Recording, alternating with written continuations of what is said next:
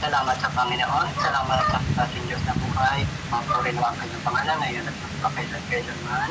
Sa pangalan ni Jesus, muli po.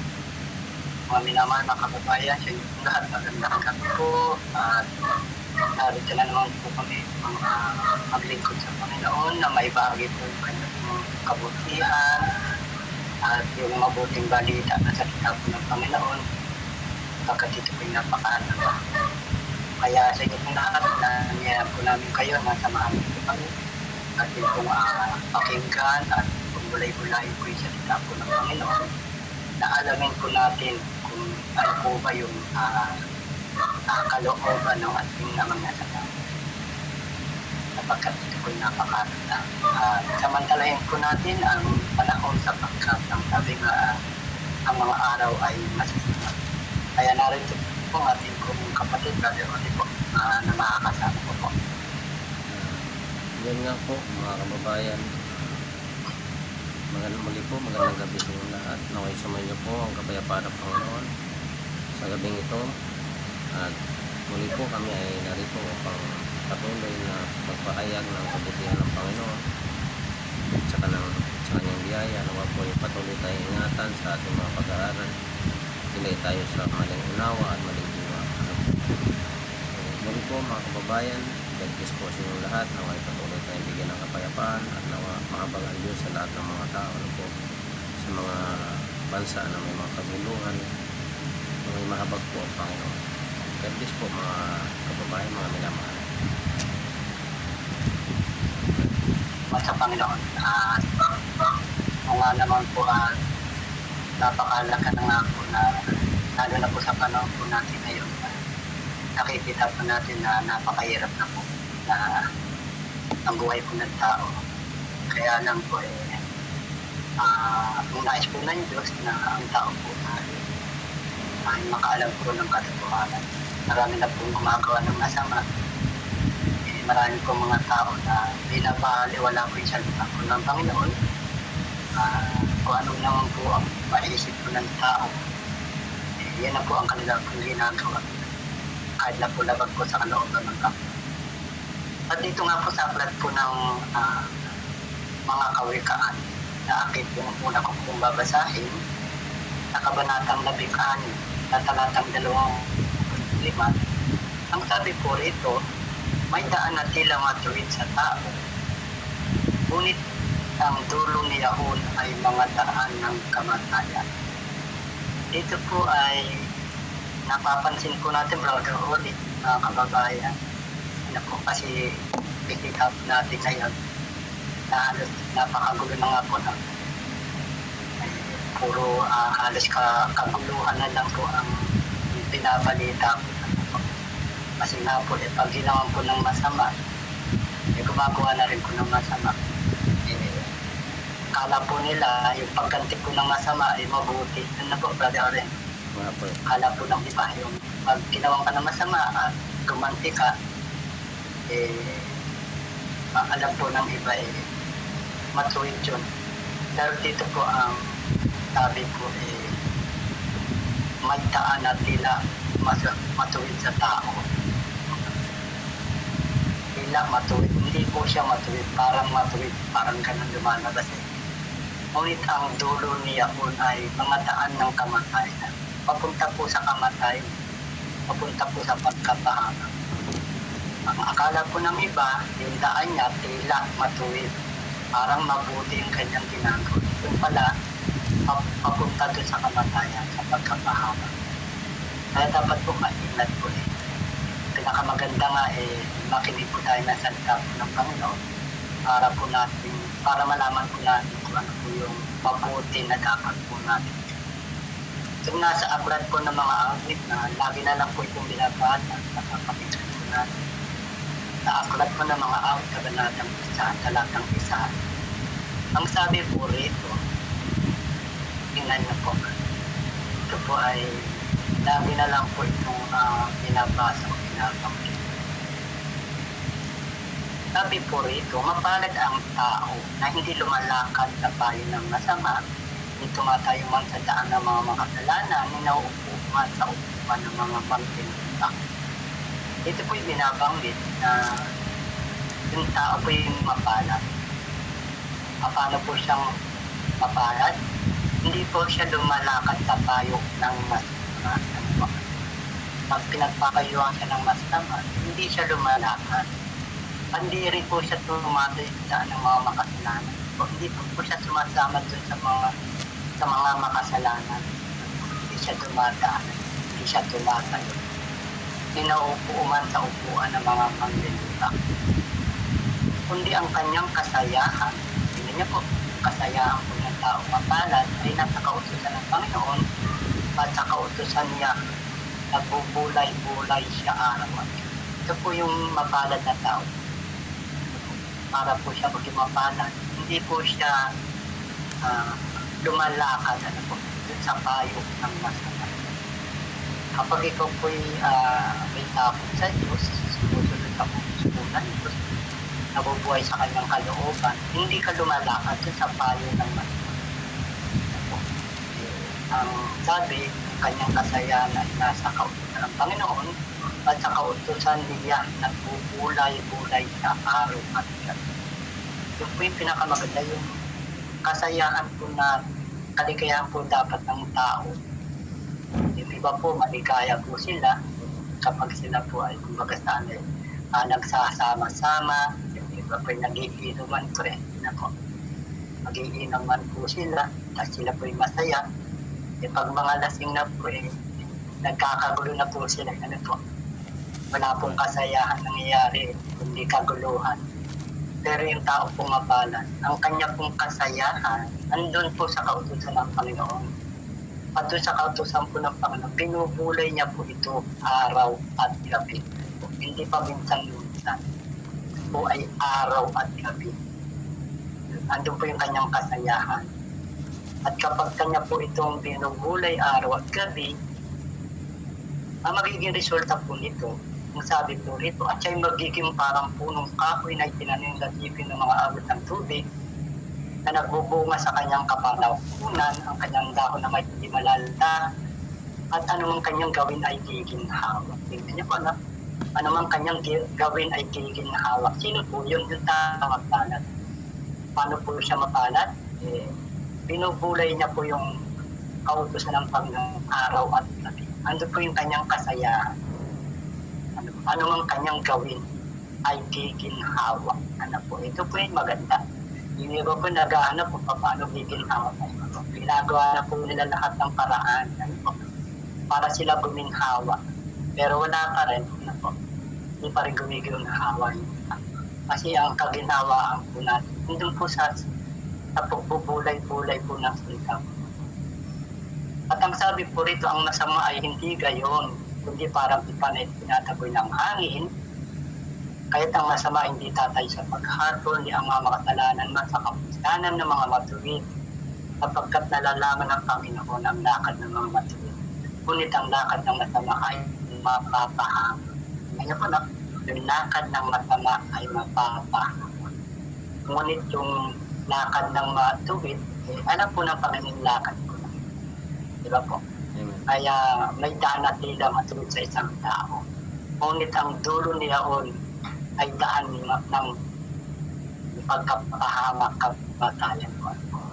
Kaya naway tayo po ay maging maingat po. Suriin po natin.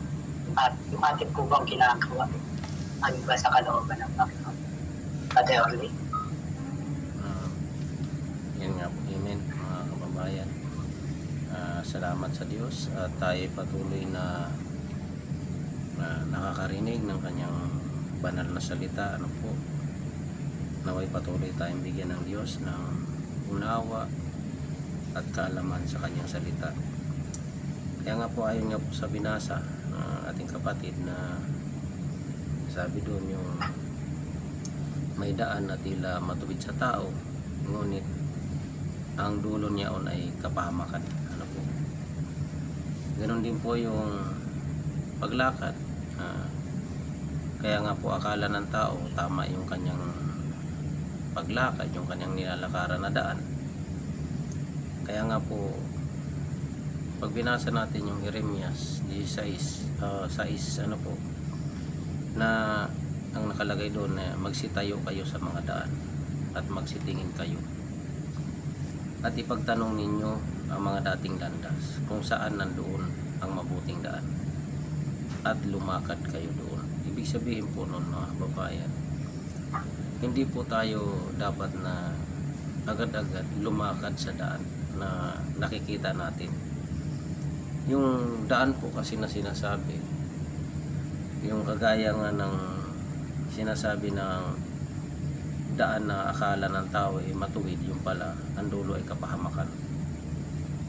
Katulad niyan pong mga maraming sekta, maraming paniniwala na iba-iba po ang turo. Ang tawag po dyan ay mga daan. Kaya nga po, ayon po sa Jeremias 6 na sinasabi dito na magsitayo kayo sa mga daan at magsitingin kayo at ipagtanong ninyo kung saan nandoon ang mabuting daan. Lumakad po tayo sa mabuting daan, hindi po sa dating daan. Ano po? Kasi ang mabuting daan po ayon po sa Hebreo 10:20, ang sabi po rito, basahin po natin. Sabi po rito, sa pamamagitan ng daang bago at buhay na kanyang itinalaga sa atin, sa pamamagitan ng tabing sa makatwidbagay sa kanyang laman. Yung pong daan na pinapalakaran sa atin ay yung daang bago po, na ito'y sa pamamagitan ni Kristo, ng kanyang laman, sa pamamagitan ng kanyang laman. Na dito tayo pinapalakad. Bakit po? Sapagat ito po yung daan na itinalaga ni Kristo sa atin. Kaya nga pag binasa natin dito sa Juan 14:6, ano po, na ako ang daan, sabi ng Panginoon Kristo, ako ang daan at ang katotohanan at ang buhay. Sino man ay di makaparoroon sa Ama kundi sa pamamagitan ko. Kaya nga po pinapalakad tayo sa daan na ayon kay Kristo, sa pamamagitan ng daang bago, sa pamamagitan ng kanyang laman. Kaya nga po ang ating paglakad po sa araw-araw ay dapat po ay naaayon po sa aral ni Kristo. Kasi nga po ngayon po, mga minamahal mga kababayan, napakarami pong aral na lumalabas sa sanlibutan. Iba't ibang aral po yan, iba't ibang daan po yan na maaring lakaran ng tao. Marami pong daan eh. Kaya nga ang sabi ng Panginoon Kristo na dito sa Mateo, yung may sinabi po niya dito sa Mateo na magsipasok kayo sa makipot na daan, sapagkat malawak o maluwag ang daan patungo sa pagkapahamak at marami ang dooy nagsisipasok, ano po, ngunit makitid ang daan tungo sa buhay. Ayan po. Basahin po natin ang Mateo 7 talatang 13. Kayo'y magsipasok sa makipot na pintuan, sapagkat maluwang ang pintuan at malapad ang daang patungo sa pagkapahamak at marami ang dooy nagsisipasok. Sapagkat makipot ang pintuan at makitid ang daan patungo sa buhay at kakaunti ang nakakasumpong noon. Ayan. Kukunti lang po daw ang nakakasumpong sa makitid na daan. Bakit kukunti lang po ang makakasumpong sa makitid na daan? Sapagkat mas malawak po mas maluwag ang daan patungo sa kapahamakan.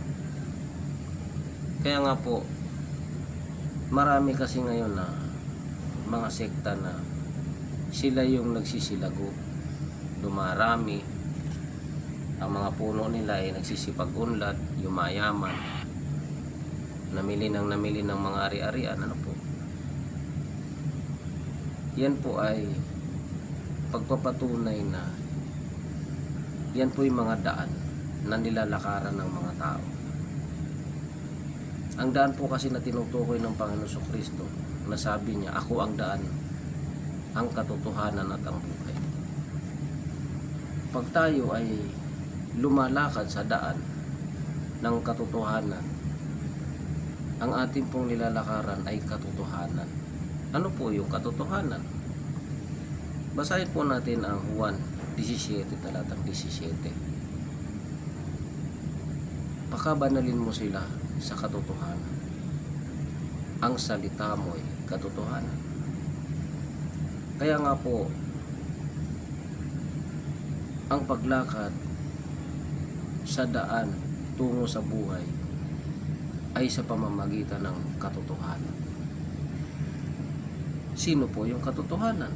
Ang salita ng Diyos ay katotohanan. Sino po yung katotohanan? Si Kristo po, sabi niya, ako ang daan, ang katotohanan at buhay. Bakit po si Kristo yung katotohanan at buhay? Sapagat malinaw po sa Juan 1, talatang 1, siya po yung salita. At siya rin po yung makapagpapabanal sa tao. Ang sino mang sumasampalataya kay Kristo ay magiging banal sa pamamagitan ni Kristo, sapagat siya po ang magpapabanal sa atin. Bakit po? Sapagat ayon sa Roma 6, basahin po natin dito sa 6 talatang 4. Tayo nga'y nangalibing nakalakip niya sa pamamagitan ng bautismo sa kamatayan, na kung paano si Kristo ay nabuhay na maguli sa mga patay sa pamamagitan ng kaluwalhatian ng Ama, ay gayon din naman tayo'y makalalakad sa panibagong buhay. Ayan po. Ang ating pong lalakaran sa pamamagitan ng pagpabautismo kay Kristo ay tayo'y lalakad sa panibagong buhay. So, ang kailangan po natin ay ang Panginoong Kristo.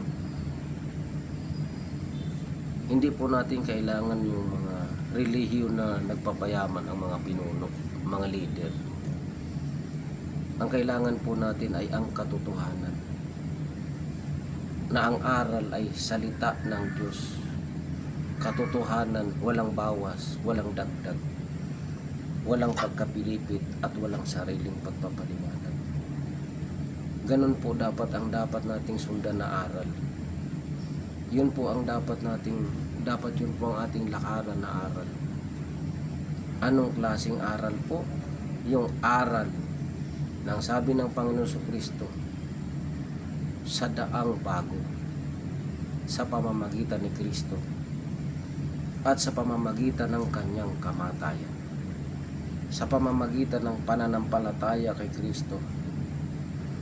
Anong klaseng pananampalataya po? Ang sabi ng Panginoon Kristo, sinabi niya doon sa mga Hudiyong nagsisisampalataya sa Kanya, kung kayo'y magsisipanatili sa aking salita, kung magkagayoy, tunay nga kayong mga alagad ko. At inyong makikilala ang katotohanan, at ang katotohanan ang magpapalaya sa inyo. Yan po ang katotohanan, mga kababayan, na ang pagsunod o paglakad sa daan tungo sa buhay ay ang pananatili sa salita ni Kristo. Kaya po, tayo po'y patuloy na magsiyasat, magsuri sa ating mga pinapakinggan, sa ating mga narinig na mga aral. Tayo, marami po kasing tao na kung ano yung itinuturo ng mga leader nila, amen na lang ng amen. Hindi mo na sinusuri kung ano yung mga pinagsasabi ng mga nangangaral sa kanila. Ano po? So, muli mga kababayan, narito po ang ating kapatid, si Brother Ray. Salamat sa Panginoon na yung nga po dapat magsuri po. Suriin po natin. Bulay-bulayin po natin yung salita po ng Panginoon. At tayo po ay maging maingat po. Sapagkat sa dami nga po mga nagsasabing sa Diyos, kaya lang po marami po yung hindi po dun nananahan sa aral po ng ating Panginoon. At kahit po yung Israel, kaya po ngayon magulo po sa lugar po ng Israel, saka dun po sa Gaza, Igmaan po, marami po mga tao na lumilikas na hindi halos yung iba po talagang natatakot na po sila. Yung Israel po pinili po ng Diyos yan. Bayan po ng Diyos yung Israel. Pero tingnan niyo po yung Israel. Bayan na po ng Diyos yan. Pero meron po tayong mababasa patungkol sa kanila. Dito po sa aklat po ng Hebreo, kabanatang 3, talatang 7. Ang sabi po rito, gaya ng Espiritu Santo, sabi po rito, gaya ng sabi ng Espiritu Santo, ngayon, kung marinig ninyo ang kanyang tinig, pag ninyong papagmatigasin ng inyong mga puso, na gaya ng sa pagmumungkay, gaya ng sa araw ng pagtukso sa ilang, na doon ako tinukso ng inyong mga magulang sa pagsubok sa akin, at 40 taon na nakita ang aking mga gawa. Dahil dito'y nagalit ako sa lahing ito at aking sinabi, lagi sila nangagkakamanid sa kanilang puso, ngunit hindi nila nakakilala ang aking mga daan. Tingnan niyo po, yung bayan po ng Diyos, bayan po ng Panginoon. Sabi po rito dahil dito'y nagalit ako sa lahing ito at aking sinabi, lagi sila'y nagkakamali, lagi nagkakamali sa kanilang puso, ngunit hindi nila nakakilala ang aking mga daan. Kahit po yung bayan po ng Diyos, yung Israel po, nagkakamali. Simula po noon, nagkamali na po sila. Hindi po sila, kumbaga hindi po sila sumunod dun sa daan po ng Panginoon. Sila po yung lumihis. Kaya ang Diyos po yung nagalit sa kanila. At ang sabi nga ngayon nga, kung marinig nyo ang kanyang tinig, sabi po rito huwag nang papagmatigasin ng inyong puso. Matigas talaga ang puso po ng tao. Yan po. Ayaw po makinig sa salita po ng Panginoon. Nakakala po ng iba na yung kanyang daan tila matuwid, yung pala'y papunta po sa kamatayan. Marami po na akala po nila yung kanila po ginagawa mabuti, matuwid. Yung pala papunta po sa pagkatahamak na po. At dito po sa aklat po ng mga panagkapoy sa Lumang Tipan po, meron pong binabanggit dito. Aklat po ng Panaghoy, kabanatang 3, talatang 39. Ang sabi po rito, tingnan niyo po, bakit dumadating ang taong may buhay? Ang tao dahil sa parusa sa kanyang mga kasalanan. Kagaya po ngayon, marami pong dumadating. Halos yung mga binabalita, marami po talaga na nakakaawa po yung iba. Marami pong nahihirapan, marami pong mga nagugutom, marami pong mga may sakit. Dumadaing po yung marami pong mga tao. Sabi po rito, bakit dumadaing ang taong may buhay? Ito po yung buhay na tao, dumadaing po siya. Ang tao dahil sa parusa sa kanyang mga kasalanan. Yung tao po, may kasalanan, pinarurusahan po. Ngayon dumaing po. Anong gagawin po ng tao? Kaya po ba'y daing na lang po ng daing? Kung gagawin po niya, ang sabi po rito, ating usisain at suriin ang ating mga lakad at manumbalik sa Panginoon. Diba, Brother Reno? na kababayan. Di ba po? Opo. Kaya sa dumaing po nang dumaing po yung tao, ano po, kasi yung tao po gumagawa po ng masama. Ano po? Lumalabag po dun sa utos po ng Diyos. Ayaw makinig dun sa salita ng Diyos. Ayaw mabuhay sa kalooban ng Panginoon. Ano po? Ngayon yung Panginoon po yung nagparusa. Ano po? Pinarusahan po yung tao. Yung tao po, dumadaing po yung tao. Marami po dumadaing. Imbis po dumaing po yung tao. Ang sabi po rito, ating po sisayin at suriin ng ating mga lakad at manumbalik sa Panginoon. Imbis na dumaing po yung tao, sisayin po natin yung ating lakad. Suriin po natin yung ating mga lakad. Baka tayo po ay hindi na po lumalakad dun sa daan ng Panginoon. Hindi na po tayo nabubuhay sa kalooban ng Diyos. Hindi na po tayo nabubuhay dun sa kalooban ng Amang nasa langit. Kaya anong nangyayari po? Yung iba po, daing na lang po ng daing. Hindi na po sila nagsusuri, hindi na po nila pinuusisa yung kanilang mga lakad, yung pamumuhay po ng tao.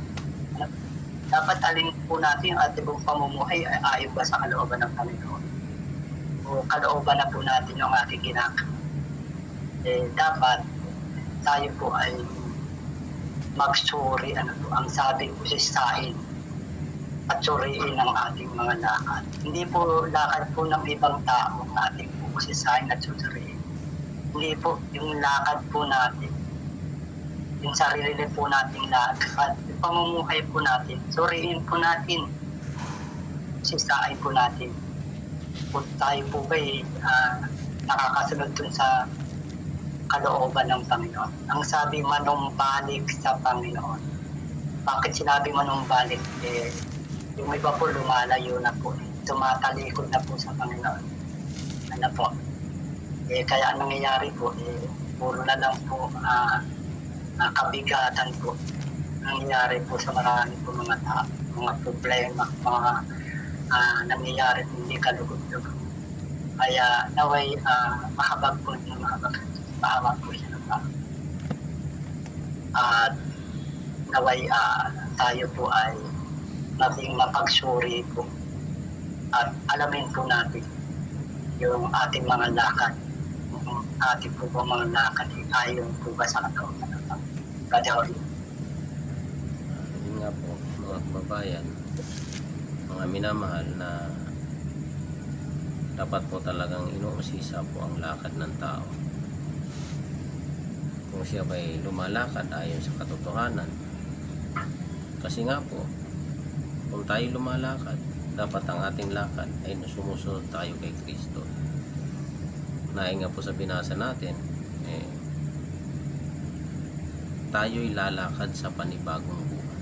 So wala na po yung buhay na sa mga dati nating nilalakaran na mga maling aral. Ano po? Marami po kasing tao na sumusunod sa aral ng kasinungalingan. Kaya hindi po nila alam na ang dulo pala noon ay kapahamakan. Kapahamakan po kasi ang dulo sa daan ng kasinungalingan. Kasi ang kasinungalingan po ay hindi patungo kay Kristo. Hindi po patungo sa Ama. Sapagkat ang aral na katotohanan, yun po ang daan patungo sa Ama, si Kristo. Kung tayo'y mananahan kay Kristo, ang sabi nga dun sa Juan talatang 31 na kung kayo'y magsisipanatili sa aking salita, tunay nga kayong mga alagad ko. At inyong makikilala ang katotohanan, at ang katotohanan ay magpapalaya sa inyo. Ang aral po kasi mga kababayan ay ayan po ay tinatawag na daan. Kaya nga po sabi dito sa Jeremias Kapitulo 6, talatang 16. Ganito ang sabi ng Panginoon: magsitayo kayo sa mga daan at magsitingin kayo at ipagtanong ninyo ang mga dating landas, kung saan nandoon ang mabuting daan, at magsilakad kayo roon. at kayo'y mga kakasumpong ng kapahingahan ng inyong mga kaluluwa.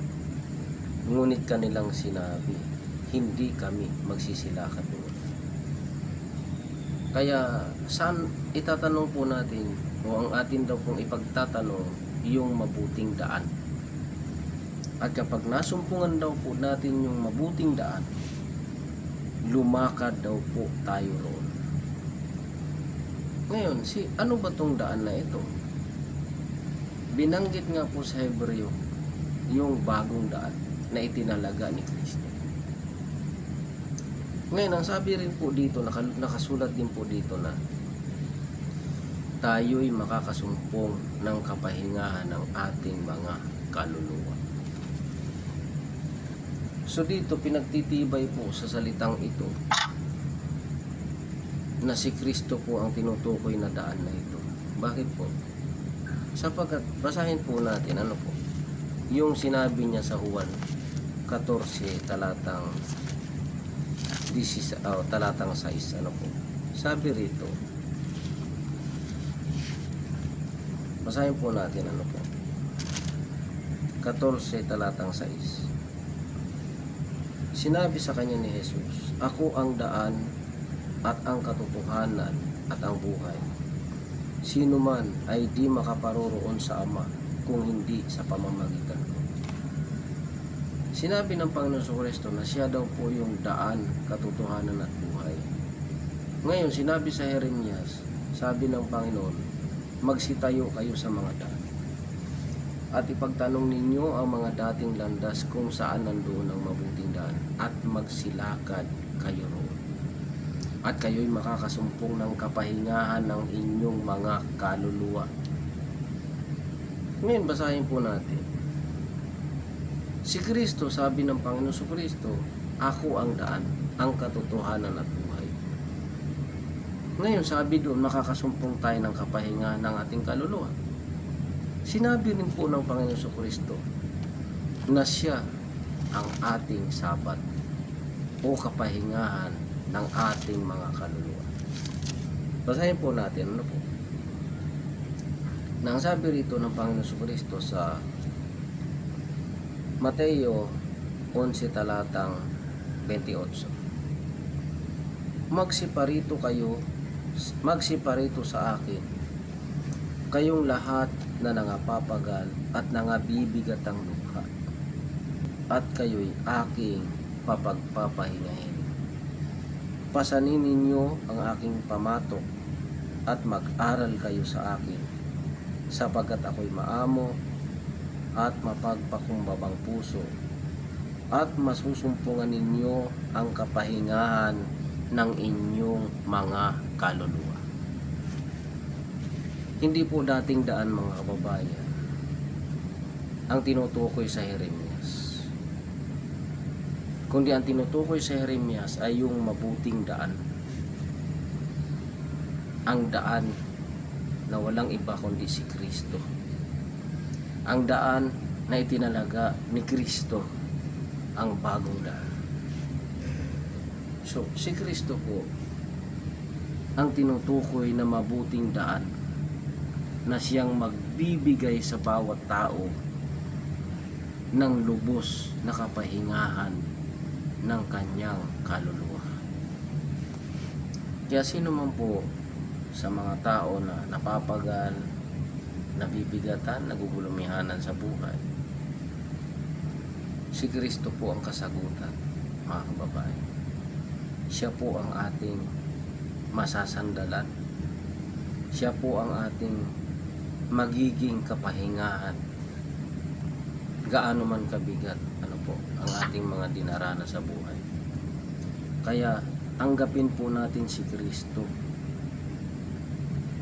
Siya yung katotohanan, daan, katotohanan at buhay.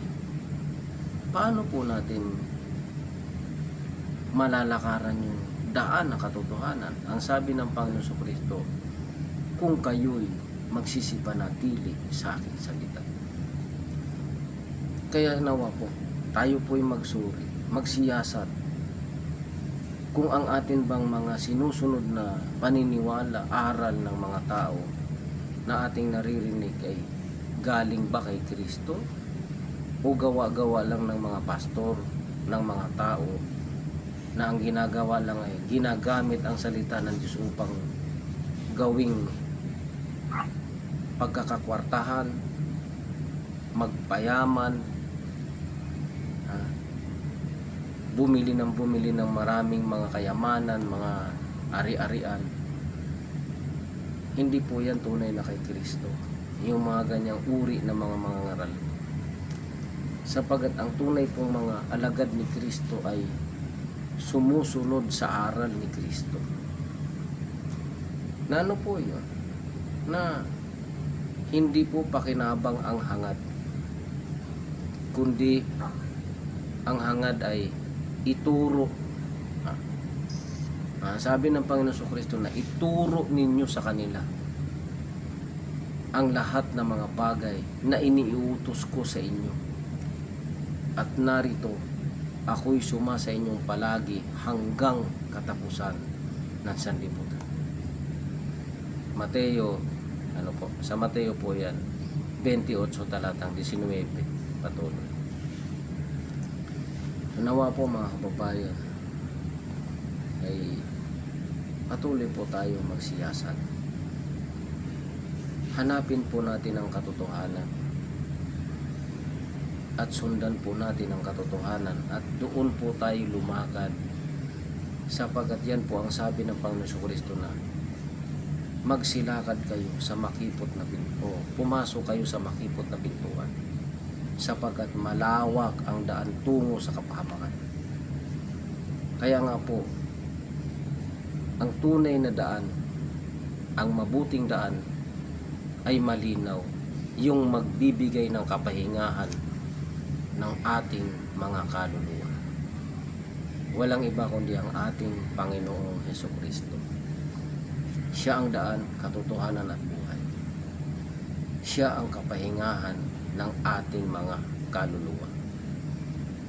Ayon po yan sa Jeremias 16 talatang 16. Na kapag lumakad tayo sa mabuting daan, makakasumpong tayo ng kapahingahan ng ating mga kaluluwa. So God bless po mga kababayan, mga minamahal. Po. Salamat sa Panginoon. At doon nga po sa binasa ng ating kapatid sa aklat na Jeremias, kaya lang po sabi po nila, hindi kami magsisilakad doon. Yung mabuting daan din po nila lalakaran. Sabi po nila, hanggang ngayon po marami pa rin pong ganun. Hindi po lumalakad doon sa mabuting daan. Marami po yung sariling daan po nila, nilalakaran po nila. Kaya ang sabi, may daan na nila matuwid sa isang tao. Ngunit ang dulo na yaon ay daan ng mga kamatayan at pagkapahamak. Kaya yung marami po ay pumakinig dun sa salita po ng Panginoon. Kaya po yung nangyayari po, nakikita po natin marami po mga bagay po na nangyayari na hindi kaaya-aya. Dahil nga po na ang Diyos po ay nagagalit po sa tao. Sabi nga po dun sa aklat po ng mga awit, ang Diyos ay may galit sa masama araw-araw. Gagalit po yun sa masama araw-araw. Dito po sa babasahin ko po sa aklat po ng Kawikaan. Kabanatang 1 talatang 23. Patuloy po. Sabi po rito, magsibalik kayo sa aking saway.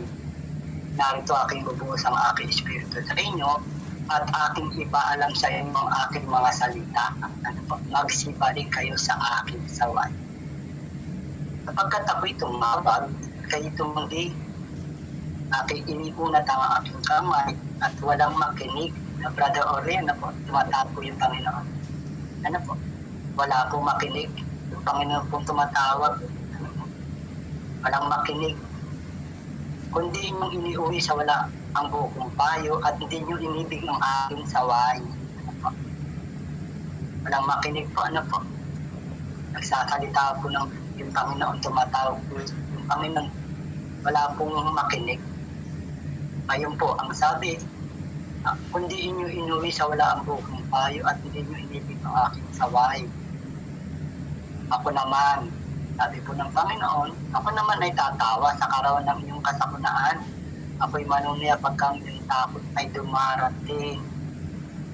Pagka yung takot ay dumarating parang bagyo at ang iyong kasakunaan ay dumarating na parang ipo-ipo. Pagka hirap at hapis ay dumating sa inyo. Ganyan po, hirap at hapis ay dumating sa inyo. Yung mga tao na ayaw po makinig dun sa salita ng Panginoon. Dumating po yung hirap at hapis sa kanya. Ang sabi, kung magkagayo, tatawag sila sa akin, ngunit hindi ako sasagot. Hahanapin nila ako masikap, ngunit hindi nila ako masusumpungan. Napagkat kanilang ipinagtanim ang kalangkot, pinili ang takot sa Panginoon. Ayaw sila ng aking payo, kanilang hinambak ang buong pagsaway. Kaya sila'y magsisikain ng bunga ng kanilang sariling lakad at mabubusog ng kanilang sariling mga kagagawan. Sapagkat papatayin sila ng pagtalikod ng musmos at ang paggawa ng balisa ng mga isisira sa kanila. Ngunit na nakikinig sa akin, tingnan niyo po, Brother Orly, mga kababayan ng Paz, nakikinig sa akin, sa Panginoon ay tatahang iwasay at tatahimik na walang takot sa katawan. Ano po? Tumatawag po yung Panginoon. Ano po? Yung tao po ay makinig sa Kanya doon sa tawag po ng Panginoon. Ngayon po dumating yung hirap at hapit po sa tao. Yung tao po itatawag sa Panginoon. Ang sabi ng Panginoon, hindi ako sasagot. Ano po? Pero yung mga nakikinig po sa Panginoon, ang sabi po, ngunit na nakikinig sa akin ay tatahang iwasay at tatahimik na walang takot sa katawan. Kaya dapat po nakikinig po tayo sa Panginoon. Nakikinig po tayo sa Kanyang salita. At ang ating kasayahan ay nandun sa kautusan ng Panginoon na atin kung linubulay-bulay araw at gabi. Kaya salamat sa Panginoon. Ang puro ang kanyang pangalan. Ayaw natin magpakail natin kanya. Kaya sa inyo pong lahat, sa mga nakinig at nanood po, naman po sinatad po tayo ng Panginoon. Nilayo po tayo ng Panginoon sa lahat ng masama. Tulungan po tayo, kamitin po tayo ng Panginoon. Sa ikadalawahatin, ikararangal po ang kanyang kananangalan natin. Muli po, Brother Raven.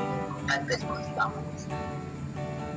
Ako po si Brother Orly na patuloy na naghihimok sa bawat isa.